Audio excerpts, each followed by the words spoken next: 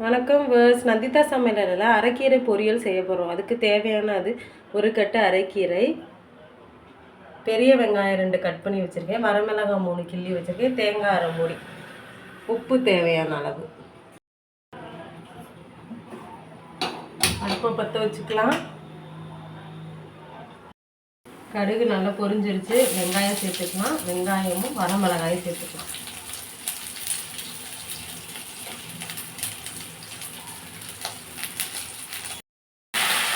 அரைக்கீரையை சேர்த்துக்கலாம்.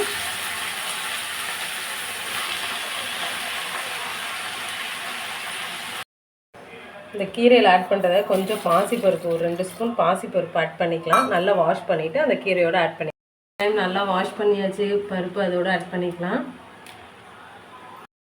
கீரைக்கு தேவையான அளவு கொஞ்சமாக மிளகு ஜீரகம் சேர்த்துக்கலாம்.